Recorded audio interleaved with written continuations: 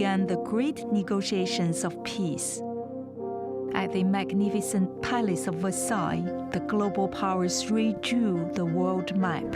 But China was ignored.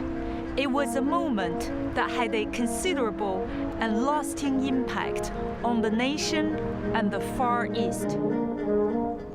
At the end of the 19th century, China was weak and divided. Nations took advantage as they gained authority across the country. Germany's decision to take the port of Qingdao in 1897 would draw the First World War to the shores of the Far East 17 years later. It quickly became a Bavarian outpost.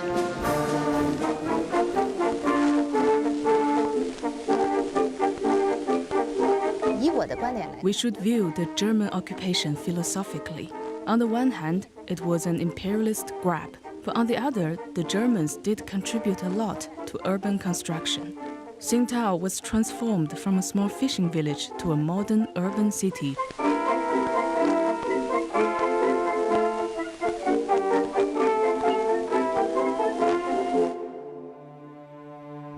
By the outbreak of the First World War, Qingdao was thriving, giving the Kaiser a huge area of operations in the Pacific. It was immediately targeted by Britain and Japan.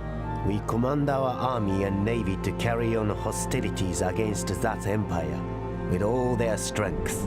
On September 2nd, 1914, an Anglo-Japanese force landed. The Siege of Tsingtao had begun. The Germans built excellent fortifications.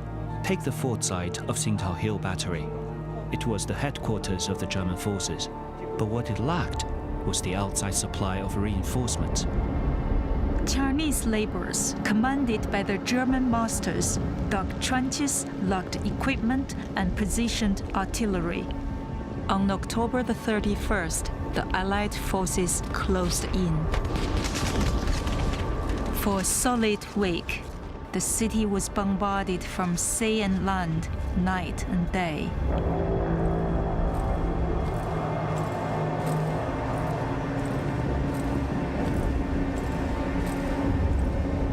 Unfortunately, we cannot do more. We know that the Kaiser and the fatherland will look upon us with pride. I will now lie down to rest, perhaps for the last time.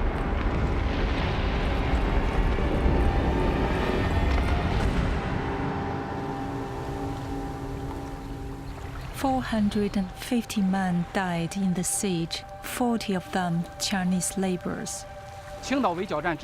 After the siege, the two governments of China and Japan sat down and negotiated the return of Qingdao. The Japanese had declared that they would hand it back to China, but they didn't keep their promise. 5 years later, at the Treaty of Versailles, a Chinese delegation pleaded for their city to be returned. The request was overlooked. It was in the interests of the West for China to remain broken.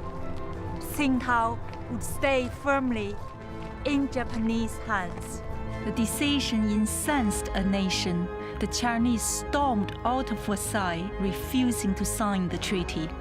An already poisonous relationship became toxic. China and Japan would be at war 2 decades later.